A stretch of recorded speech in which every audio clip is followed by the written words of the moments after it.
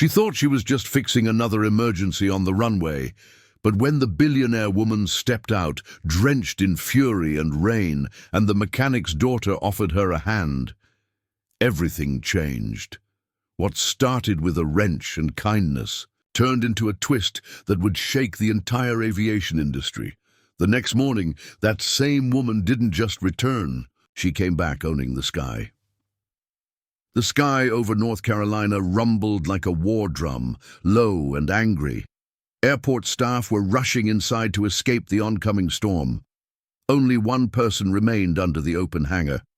19-year-old Jenna Harper. Sleeves rolled up, dark brown hair in a messy bun, engine grease on her cheek, and a socket wrench in her hand. Her dad had run the maintenance shop for years, but now, with his back injury keeping him mostly at home, Jenna was the one running the show, alone, unseen, underpaid.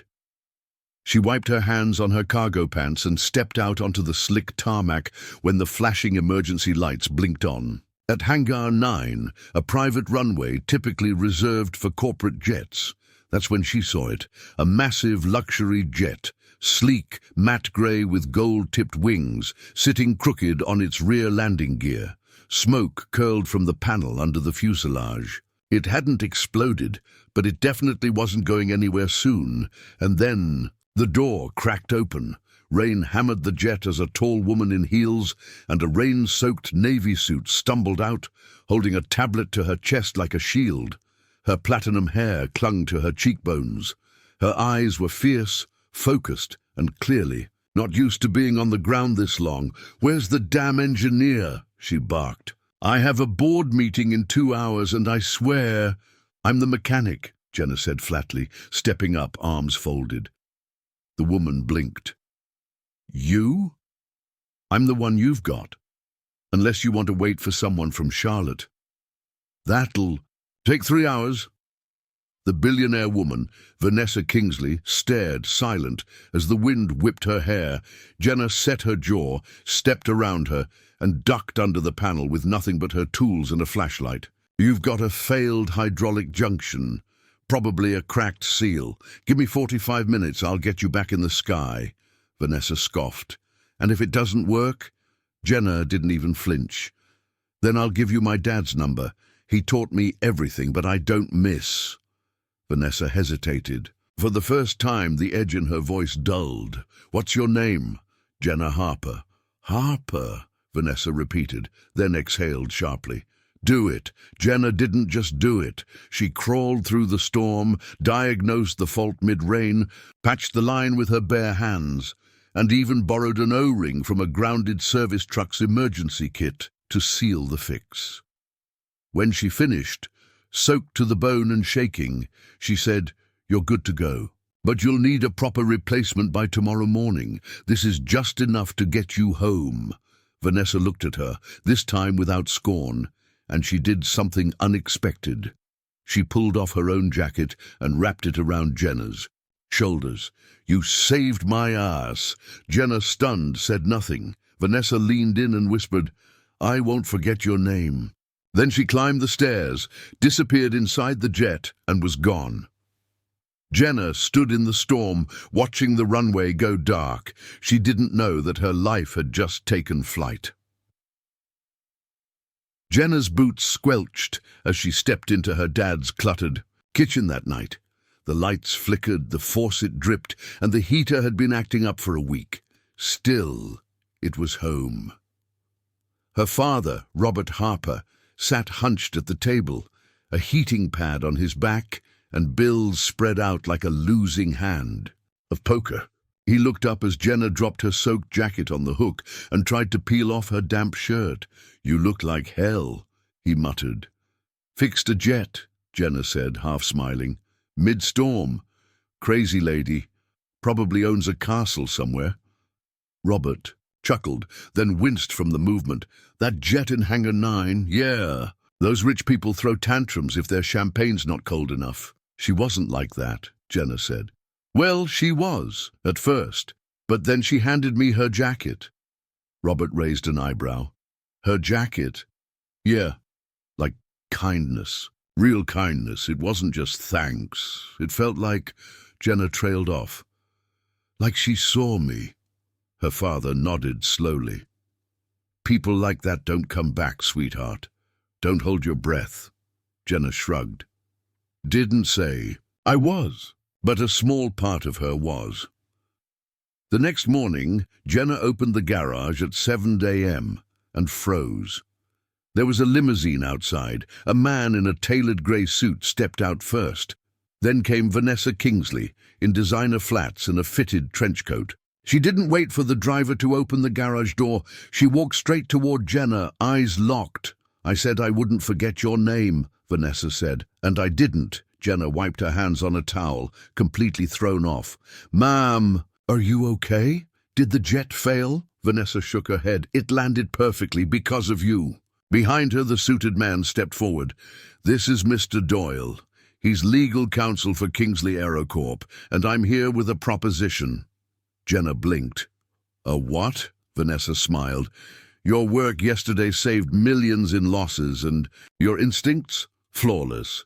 You patched a leak with an O-ring from a busted ground unit. That's not standard thinking, that's exceptional. And it got me wondering. She turned to Mr. Doyle, who handed Jenna a folder. Inside, a contract, an offer letter, and a check for $250,000. Jenna staggered back. What is this? A scholarship, Vanessa said. If you want engineering school, we'll fund it. If not, I've got a job for you in our R&D division. Starting tomorrow. Full salary, full benefits, or you can stay here, fixing busted tractors and scrapping for peanuts. Jenna's heart pounded, but her eyes drifted to her dad, watching from the doorway, mouth parted, hands shaking. I don't want charity, Jenna said finally. Vanessa smiled. It's not charity, it's respect. There was a pause. Then Jenna asked, why me? Vanessa's expression shifted, softened. Because once, a long time ago, someone fixed something for me. No questions, no reward, just heart. You reminded me who I was. Before the jets, the titles, the cold boardrooms, I'm just repaying the kindness. Jenna swallowed hard. Okay, she said, voice shaking. Okay. Vanessa held out her hand. Jenna took it, and in that handshake, two worlds collided, steel grit and sky-high power. But neither of them knew what would come next, because kindness wasn't the end of the story. It was only the beginning. The Kingsley Aerocorp campus in Houston, Texas, looked more like a futuristic fortress than a workplace. Steel and glass skyscrapers stretched toward the clouds, drones zipped overhead, and parked outside was a fleet of company-branded luxury cars that cost more than Jenna's house, correction, her dad's house, with a leaking roof and a broken heater. Jenna Harper stepped out of the company shuttle in her plain jeans and a borrowed jacket, clutching a canvas backpack like a lifeline. Her name tag was crooked. Her boots squeaked. People stared. Whispers started instantly. She's the new recruit? That's the jet mechanic from North Carolina. Seriously, Vanessa brought in some hangar rat? She's a PR stunt. Watch, she'll be gone in a week. Jenna didn't flinch, outwardly, but her hands were clammy and her chest was tight. She hadn't slept. Her dad was proud but worried. Don't let them chew you up and spit you out, he'd said. Inside the R&D hangar, Vanessa's elite team of engineers stood in tailored lab coats and pressed slacks. Jenna stuck out like an oil stain on a wedding dress. The head engineer, Carson Wade, a man in his early 40s with slicked-back hair and polished shoes, gave her a once-over like she was chewing gum in church. So, he said, circling her slowly, you're the prodigy. Jenna didn't respond. Carson scoffed. I read the report. One emergency patch job in the rain, and now you're Kingsley's golden girl? Vanessa's voice sliced through the hangar. She's not a golden girl. She's a mechanic with better instincts than you. Carson froze. So did everyone else. Vanessa stood behind them, arms crossed, looking deadly calm. And she's going to shadow you for the next 2 weeks, Vanessa added. So either get over it or get out. Day after day it got harder. Carson barely acknowledged Jenna. The team left her out of meetings. One time, someone accidentally deleted her notes on an engine simulation. Another day, she found her wrench missing, buried under coffee cups in the trash. But Jenna didn't break. She worked harder, stayed longer, ate lunch in silence at her desk, and ran diagnostics on weekends. One evening, long after the lab emptied out, Carson returned unexpectedly. He watched her work in silence for a moment, arms folded. "You're still here?" he said. "I don't quit easy," Jenna replied without looking up.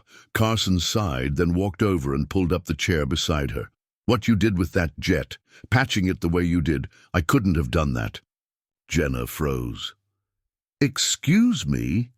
"I would have grounded it. Called in a replacement, safe, sure, but I wouldn't have gotten her to that boardroom on time." He looked at her, finally, really looked. "You've got something."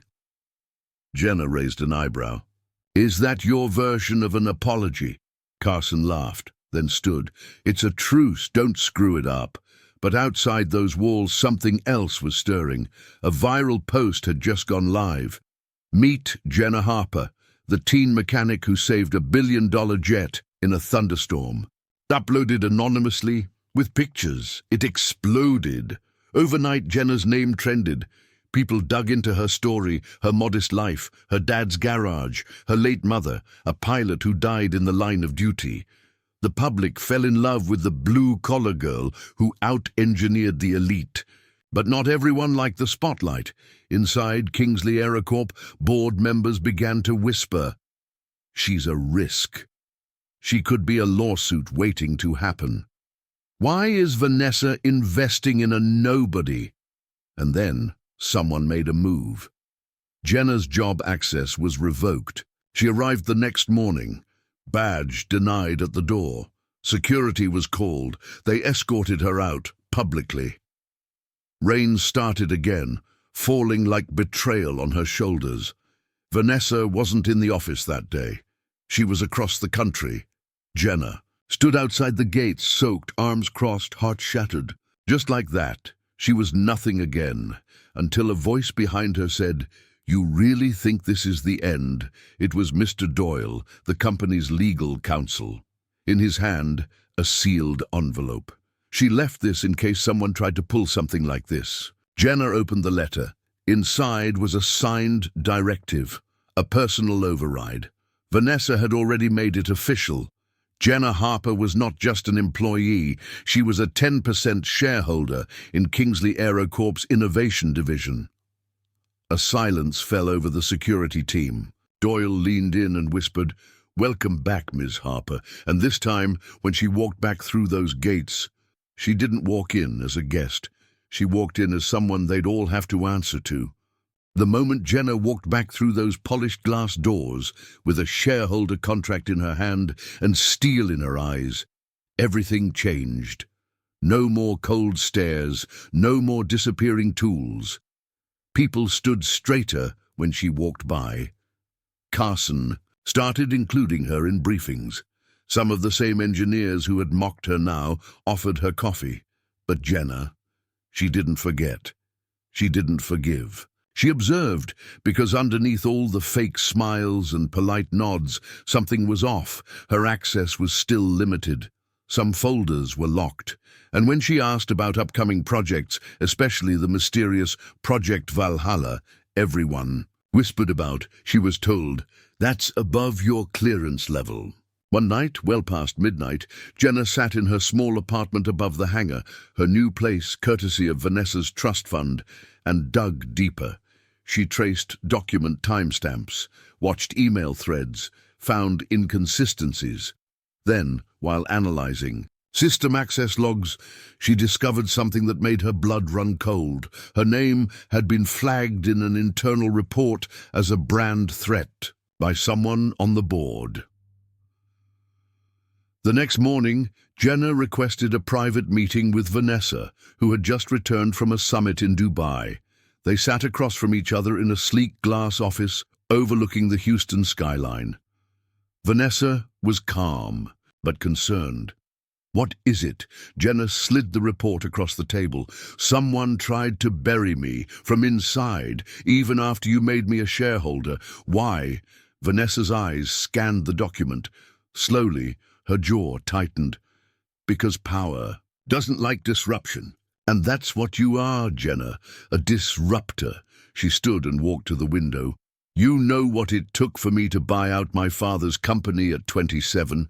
I had to be colder than steel, had to fire friends, had to win votes with men twice my age who wouldn't look me in the eye. You just walked in, wrench in hand, and made the headlines." Jenna's voice was quiet. "Are you mad at me?" Vanessa turned. "I'm proud of you." But then her expression darkened. "And I'm warning you, they won't stop coming, especially not him." "Him who?" Jenna asked. Vanessa opened a drawer and tossed a dossier across the table. David Lennox, board member, shareholder, CEO of Lennox Aerodefense, a rival firm known for cutting corners, lobbying politicians, and crushing underdogs. "He's been gunning for Kingsley for years," Vanessa said. "When your story went viral, our stock rose. His tanked. Now he wants revenge, and he's already infiltrated our board." Jenna's stomach sank. "And you think he's behind the attempt to block me?" Vanessa nodded. "I know he is." 3 days later, Jenna got her proof. A whistleblower, an anonymous email, and a file marked "Redacted Private Contract. Lennox Kingsley Collab." Inside, evidence that someone from inside Kingsley was leaking Project Valhalla data to Lennox. In exchange, a promised seat on Lennox's executive team once the project collapsed. The name on the documents? Carson Wade. Jenna couldn't breathe. She stared at the screen, mind racing. He had been kind after months of cruelty. He had opened up, given her credit. Was that all a game? A lie to keep her blind? She forwarded everything to Vanessa, but before she could confront Carson, he confronted her. Late that night, as rain tapped the hangar roof, Jenna stayed behind alone to finish calibrating. A new fuel cell prototype. She didn't hear him walk in, didn't hear the click of the heavy doors behind her. "Busy night?" he asked, voice calm. She turned. "You knew I'd be here." "You forwarded the files," he said. "So now you know." Her voice was a whisper. "Why?" Carson stepped forward, rain dripping from his coat. "Because she never would have given me the promotion. You were the golden one, the story, the hero. I've spent 10 years here, Harper, 10 years getting passed over. Then you show up with dirty boots and a viral smile, and suddenly you're her legacy?" Jenna's voice cracked. "So you tried to destroy the company." He shook his head. "I tried to take what should have been mine." Then he pulled something from his pocket. A USB. "I could wipe the entire Valhalla archive with this." "Right. Now, put your little future in flames." But before he could move, security burst through the doors. Vanessa followed, calm, composed, and silent. She looked at Jenna first. "You okay?" Jenna nodded. Her hands were shaking. Vanessa turned to Carson. "You underestimated her. You thought she was just a mechanic." Carson laughed bitterly. "She is." "No," Vanessa said.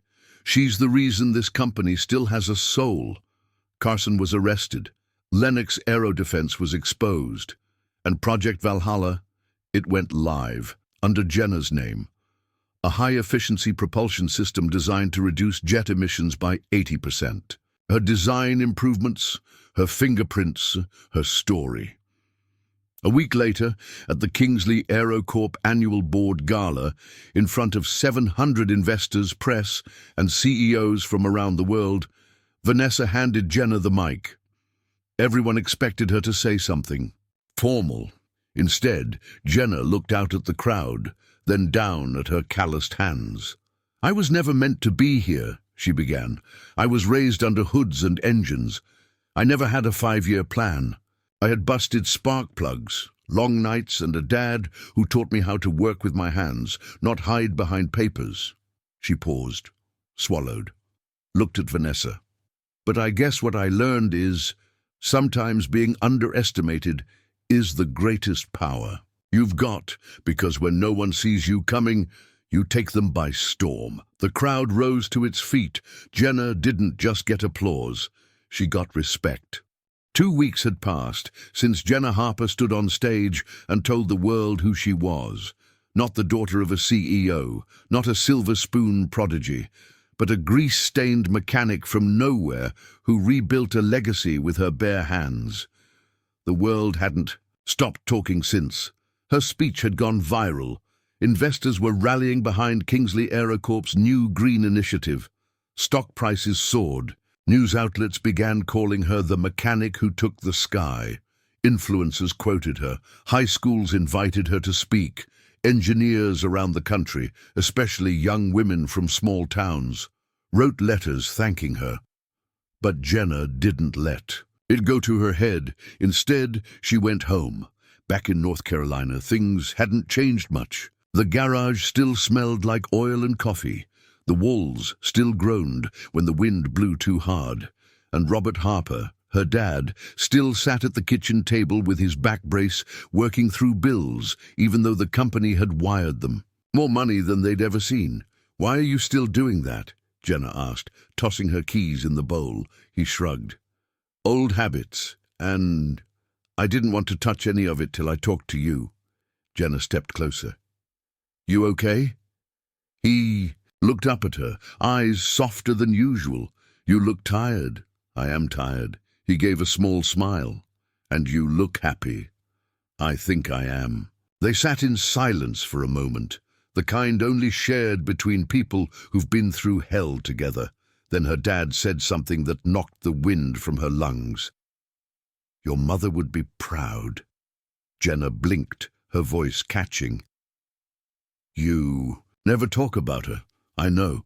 You never even showed me a picture." Robert exhaled like something inside him had been rusting for years. He stood, limped toward the hall closet, and pulled out a weathered box with the word "Sky" written on it in thick black marker. He set it on the table. "There's something you should know."